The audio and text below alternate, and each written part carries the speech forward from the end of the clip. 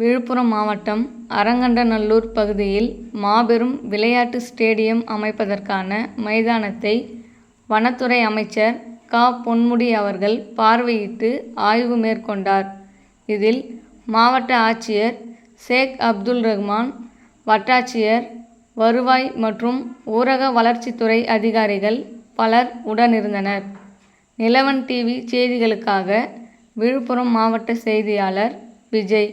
தமிழகத்தினுடைய முதலமைச்சருடைய உத்தரவின்படி தமிழக துணை முதலமைச்சர் அவர்கள் ஒவ்வொரு தொகுதிக்கும் ஒரு மினி ஸ்டேடியம், ஒரு சிறு விளையாட்டு மைதானத்தை உருவாக்க வேண்டும், விளையாட்டு அரங்கத்தை உருவாக்க வேண்டும் என்று அவர் சட்டமன்றத்தில் அறிவித்து இன்று கூட பல இடங்களிலே அதை திறந்து வைக்கிறார். இன்று நம்முடைய தொகுதியிலேயும் இது ஒவ்வொரு தொகுதிக்கும் ஒரு இடம் என்ற அடிப்படையில் இந்த திருக்கோயிலூர் தொகுதியிலேயும் ஒரு இடம் தேர்வு செய்து சொல்லியிருந்தார்கள். அந்த அடிப்படையிலே இந்த இடம் அரங்கண்டநல்லூர் பக்கத்திலே ஸ்கூல் இருக்கு, பக்கத்திலே பாலிடெக்னிக் இருக்கு, மாணவர்களை எல்லாம் மிக பயன்படக்கூடிய இடமாக இருக்கு. என்ற அடிப்படையில் இந்த இடத்தில் மட்டும் கிட்டத்தட்ட 40 ஏக்கருக்கு மேல் இடங்கள் இருக்கின்றன. சிறு சிறு பாறைகள் இருந்தாலும் அவைகளையும் அகற்றிவிட்டு இதை ஸ்டேடியமாக உருவாக்குவதற்கான நடவடிக்கைகளை எடுப்பதற்கு நாம் எல்லா முயற்சிகளையும் மேற்கொண்டிருக்கிறோம்.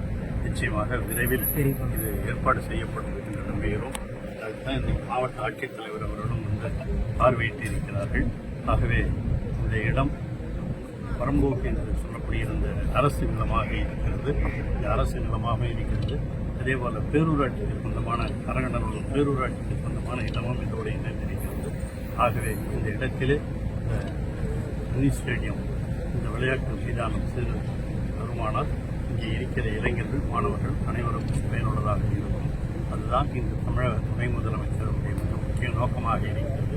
அந்த அடிப்படையில் தான் இன்றைக்கு கூட சென்னையில் இருந்து தமிழகத்தின் பல்வேறு பகுதிகளிலே இந்த சிறு ஸ்டேடியத்தை திறந்து வைத்திருக்கிறார்கள். அதுபோல இதுவும் விரைவில் பணி நிறைவேற்றப்படும். தடை போல விண்ணப்பித்திருக்கிறோம். நிச்சயம் அதுவும் விரைவில் ஏற்பாடு செய்வதற்கு நடவடிக்கை எடுக்கும்.